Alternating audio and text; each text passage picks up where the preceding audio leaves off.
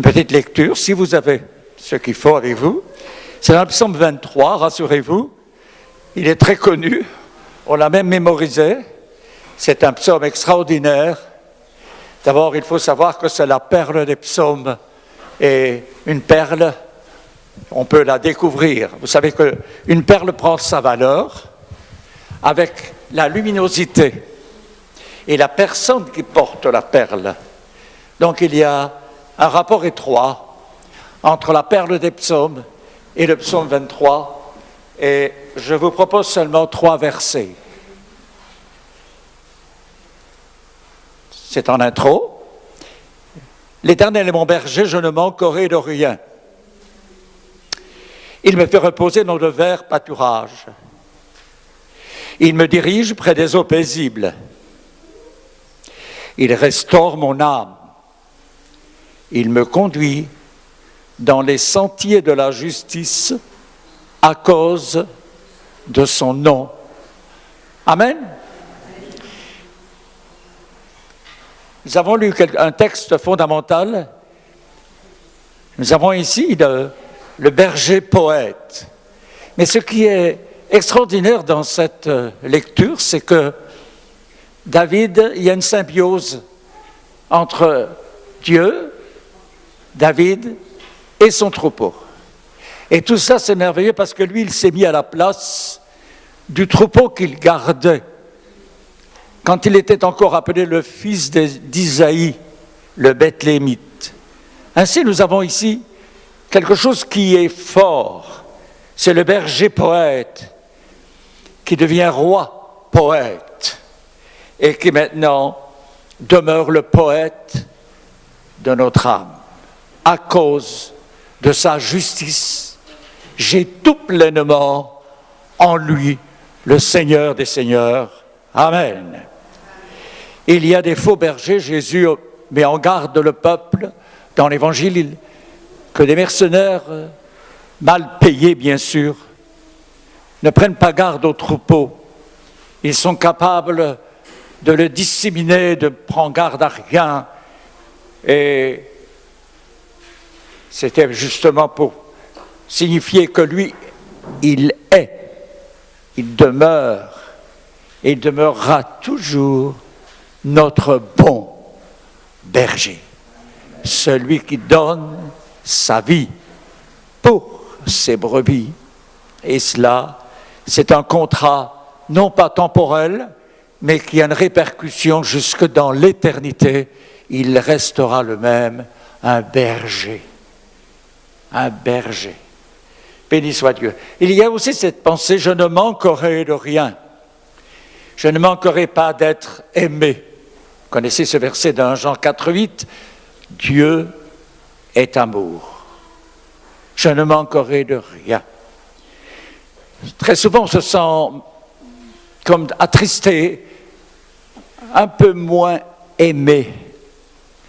Mais il faut revoir la chose de plus près. C'est parce que nous avons peut-être manqué de lui exprimer notre amour. Alors, on se sent moins aimé. Mais tout peut reprendre, rien n'est perdu. Avec Jésus, c'est formidable. On peut toujours repartir là où on s'est arrêté. Je ne manquerai pas d'assistance. Vous savez pourquoi? Parce que Jésus a dit que je ne serai jamais seul ni oublié. Le berger, il procède tous les soirs, le berger d'Orient, aujourd'hui aussi encore un peu, à un comptage. Il compte, il vérifie, il prend soin. Il va sur les lieux avant d'emmener son troupeau. Il y a des scorpions, des serpents. Il choisit le pâturage. En réalité, il est avec nous et il assiste son troupeau. Il est devant le matin et il est derrière le soir. Nous ne manquons pas d'assistance. Et en toutes circonstances, nous pouvons lever les yeux vers lui. C'est lui l'auteur du psaume 121 et qui révèle ceci. Je lève mes yeux vers les montagnes, d'où me viendra le secours? Il y a comme un moment d'affolement dans le cœur du psalmiste, et d'un coup, il est saisi, il revient à lui, et il revient à sa pensée, et il réalise qu'il n'est pas seul. Jésus a dit, je suis avec vous tous les jours, Matthieu 28, 20, tous les jours jusqu'à la fin.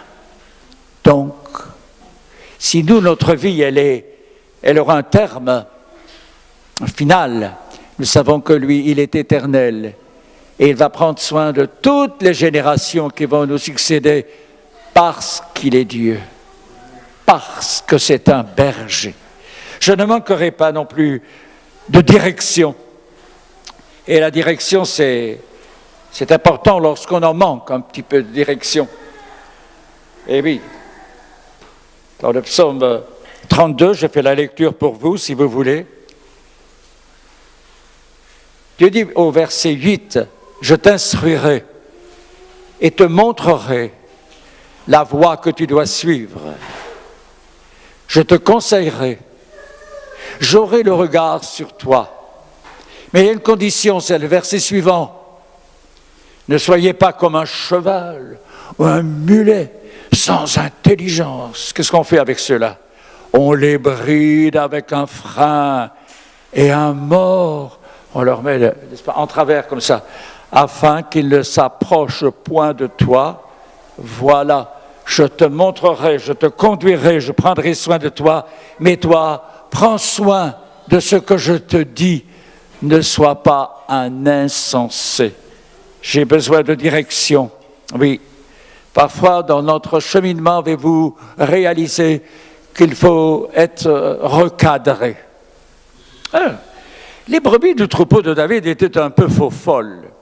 Elles avaient un esprit moutonnier. Il y en a une qui passe par un petit trou, eh bien les 200 vont passer par là. Pourquoi? Imiter l'autre. Besoin de direction. C'est important. Peut-être quelqu'un parmi nous ce matin a besoin de faire un choix. Être dirigé. Faites confiance à celui qui a dit que je ne manquerai pas de direction. Il est ma direction assistée. C'est vu comme ça, quoi. Il est ma direction assistée. Je découvre aussi que je ne manquerai pas non plus de consolation. Je ne manquerai pas de consolation parce que il y a une pensée extraordinaire qui est belle, mais qui devrait être écrite sur quelque part dans la page de garde de notre Bible. C'est Ésaïe 49, verset 16. Quand ta mère t'oublierait, celle qui t'allaite, moi je ne t'oublierai pas. Je t'ai gravé sur mes mains. Je t'ai gravé sur mes mains. Oh, un gage d'amour, un gage extraordinaire. Je ne manquerai pas de consolation. Dans les jours de deuil, dans les jours où la souffrance est au paroxysme, où on se demande de faire un acte de foi, je ne manquerai pas aussi d'être protégé. Ses mains sont sur moi. Et quand les mains du Seigneur sont sur nous, c'est extraordinaire ce qu'il peut faire. Et oui, il fait ce que je ne sais pas faire. Il me fait découvrir ce que je n'ai pas vu encore. J'aime beaucoup ce verset. Lorsque je visite des personnes plus âgées que moi et plus handicapées que moi, ce verset magnifique du psaume 31 et au verset 15. Mais en toi je me confie, ô Éternel. Je dis, tu es mon Dieu. La suite, c'est extraordinaire. Pour les jeunes, comme pour les moins jeunes, mes destinées sont dans ta main. J'ai envie d'ajouter alors, délivre-moi de mes ennemis et de mes persécuteurs. Verset 17, fais luire ta face sur ton serviteur, sauve-moi par ta grâce. Amen. mes destinées. Trop souvent, on pense que nous avons un destin. Et c'est vrai, il y a un destin, il y a quelque chose qui nous guide. Même les incroyants le disent. Mais nous avons plusieurs directions dans ce destin. Et c'est ce que le psalmiste veut dire, il y a des destinées. Il y a des choses, comme il y a plusieurs services dans la maison de Dieu, vous le savez. Il y a plusieurs dispositions de cœur qui peuvent varier, mais il y a surtout un grand amour. C'est l'amour de celui qui nous a accueillis tels que nous étions.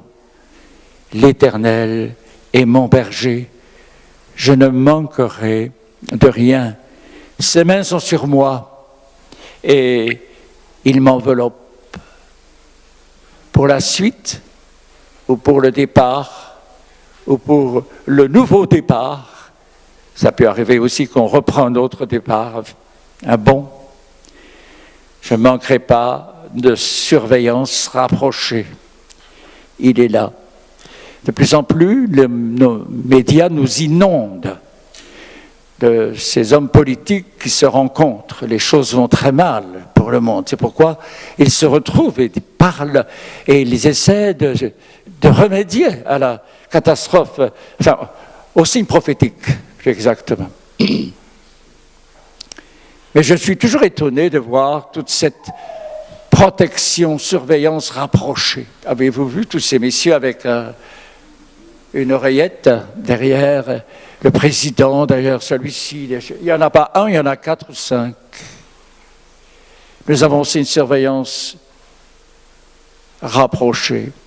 Ce n'est pas pour nous donner des ordres que le Seigneur est si près de nous, c'est pour nous faire savoir que c'est lui qui nous a choisis. Alors nous, on se dit toujours, c'est moi qui l'ai choisi. Quoi? Il était avant nous. C'est lui qui t'a choisi. C'est beau, hein? Alors, quand j'ai entendu cet appel du Seigneur, il y a très longtemps maintenant, je ne voudrais pas le nombre d'années, j'ai baissé la tête, j'ai glissé. Je me suis dit, c'est certainement pour quelqu'un derrière moi. Non, c'était pour moi. Vous n'auriez pas misé 3 euros sur moi, mais lui, il a misé pour toute ma vie. L'amour, et ce qui découle de l'amour divin, notre amour pour Dieu, son amour pour nous, c'est la charité. Et qu'est-ce que c'est ça, la charité? C'est une disposition de cœur pour venir au secours des autres. C'est abolir toutes les réserves, les barrières. Nous sommes parfois prisonniers de contraintes. Il est celui qui veut aplanir tout cela et enrichir notre cheminement. Que son nom soit béni. Je ne manquerai pas de repos. La brebis fatiguée, qui est différent avec une autre brebis, un berger qui a écrit un livre magnifique là-dessus, Keller, dit que les brebis tourmentées ne se couchent pas. La nuit, elles restent debout parce qu'elles ont peur de se faire agresser. Elles ne peuvent pas. Elles ressentent. Alors, je voulais simplement vous dire que le repos se trouve en celui qui a dit qu'il était le repos de mon âme. En lui, nous avons tout. Déposons ce matin, avant de prendre le pain et le vin, les dernières séquelles. Abandonnons, confions, triomphons ensemble. Je finirai par une dernière lecture. Enfin, non, ce n'est pas encore la dernière citation, mais on y arrive. Je ne manquerai de rien. C'est Paul aux Philippiens qui nous dit bien que nous ne manquerons de rien. Philippiens au chapitre 4. Je lis pour vous 3 versets seulement, 6, 7 et 19. Le Seigneur est proche, ne vous inquiétez de rien. En toute chose, faites connaître vos besoins à Dieu par des prières et des supplications Mais ajoutez ceci aussi, avec des actions de grâce. Ensuite, la paix de Dieu qui surpasse toute intelligence gardera vos cœurs et vos pensées en Jésus-Christ. Quand je lui ai tout confié mes besoins, je suis invité à lui dire merci anticipativement pour que la paix de Dieu, qui est le sceau de son approbation sur ma prière, demeure et scelle dans mon cœur l'assurance que j'ai touché par ma prière le cœur de Dieu. C'est important de toucher le cœur de Dieu. Dans ses voies, il a promis qu'il me donnerait un repos. Je ne manquerai de rien. Je manquerai de rien. Faites connaître vos besoins. Ça nous est arrivé de demander au Seigneur des choses superflues. Il n'a pas répondu. Il nous est arrivé de ne pas demander de choses superflues. Et c'est là qu'il nous les a données. Ben ça alors, il va toujours nous surprendre. Eh oui, il est d'une jeunesse éternelle. C'est nous qui vieillissons. Lui, il est jeune, hein? Vous le croyez ou moins? Il est éternel. À lui soit la gloire. Et je termine. Je ne manquerai pas de guérison. Ça, on a déjà effleuré le problème. Je ne manquerai pas de guérison. Coram esprit de restauration également. J'entendais ce matin comme une terre desséchée. Je ne manquerai pas de restauration.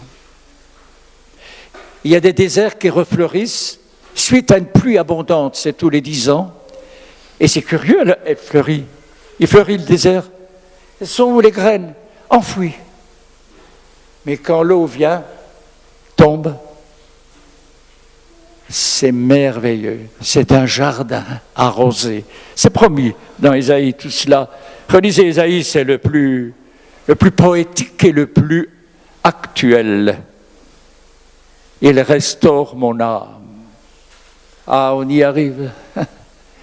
Ce n'est pas ce que je vois qui doit simplement me préoccuper. C'est mon âme, le siège de mes sentiments, où le Seigneur a droit de regard et vers lequel de mon âme s'élève un chant d'amour, de reconnaissance. Si je reste sur mes défaites, je suis coulé. Quand je regarde à lui, je suis enveloppé de son amour et transcendé par sa puissance et sa grâce. Nous avons affaire à un Dieu vivant qui nous aime comme nous sommes pour nous accompagner parce qu'il est, là c'est la finale, je vous promets, parce qu'il est mon berger. Alors chacun de nous, nous devons dire au fond de nous ce matin, il est mon berger. Je ne reste pas très loin de lui, il est mon berger. Et Jésus dira dans l'évangile de Jean chapitre 10, qui est le chapitre du berger, et au verset 11, Jésus a dit, je suis le bon berger. Le bon berger donne sa vie pour ses brebis. Et c'est là que l'on trouve toute la qualité du bon berger, c'est qu'il donne. Il a donné et il continue de donner. La parole nous enseigne qu'il est à la droite du Père et il prie, il intercède pour nous. Il reste donc en mission, le bon berger. Heureusement, qu'est-ce qu'on deviendrait, vous et moi, sans la protection rapprochée, assurée du bon berger? Mais pour cela, il faut que je confesse ce matin, nous devons confesser chacun pour notre part, qu'il doit rester. Reste, je veux que tu restes, mon berger. Et notre berger s'appelle amour. Que le Seigneur nous enrichisse de sa présence et que ce berger reste toujours là présent. Il va le faire. Nous pouvons avoir tellement de soucis. Le bon berger le sait. Et c'est parce qu'il le sait qu'il descend maintenant par son esprit dans mon cœur, dans notre cœur. Chacun de nous ressent qu'il est là. On prie ensemble, ce serait bien.